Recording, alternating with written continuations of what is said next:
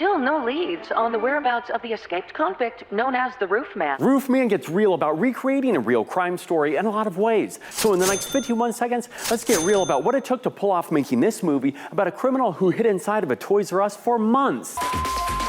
A lot of pieces that are not true and a lot of that is true. That's Lee Wainscott, whom Kirsten Dunst plays. She worked closely with filmmakers just like Jeffrey Manchester, the criminal Channing Tatum plays, whom gave insight on the whole ordeal. And I realized I needed to talk to the other people in his life. It's like almost like an Easter egg hunt for all the real people. Director Derek Sanfrance didn't just talk to those part of the real story, he included them. We shot as close to the actual real place. They filmed in Charlotte, North Carolina, using locations pertinent to the story and where it all happened. The whole thing was a real Toy Story. You could shoot 360. Designers remade the iconic Toys R Us building, even exciting locals who thought it was back in business there. So it's your favorite true story turned into a movie. Sneak your thoughts into the comments below. But for now, that is Minute. Hey, it's the classic Toys R Us jingle, and just for that, Channing, sound the alarms.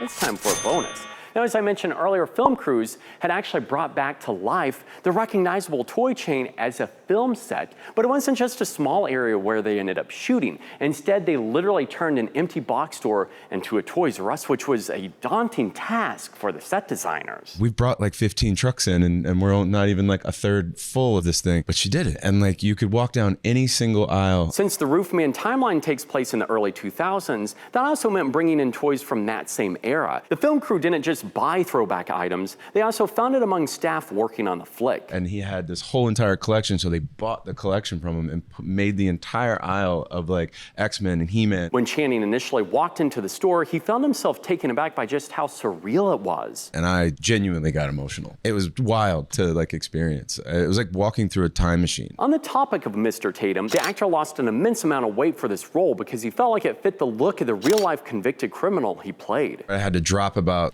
almost 70 pounds to get to the weight that I was like really trying to get to. It was 185, but I just kept going. While that dedication was meta for the thespian, he felt like it connected him more to the real Jeffrey since he was always doing things to an extreme. Channing's weight loss motivation caught him off guard, just like the man he was playing. Like when he finally caught a glimpse of the movie trailer while watching the news. I saw an image of Channing in a pair of Heelys in like his underwear with a pool floaty around his waist. This response was a little nerve-wracking for the director when he heard from Jeffrey, but he confessed it came from an impromptu moment on set. And he was like, "Where'd you guys get that idea?" And I was like, "Well, we built this whole toy store. I was setting up a shot and all of a sudden Channing came around the corner." That's when Jeffrey revealed he liked it. He said, "I'm so happy to hear that." He was like, "When you live in a toy store for 6 months, it helps connect you to your inner child." Speaking of liking and being surprised, Kirsten was in awe of the real Lee, especially after finding out that she didn't hold any grudges against Jeffrey for what happened. She fondly looks back at this time as something that was one of the best times in her and her kids' lives. This also led Channing to think about the man he was playing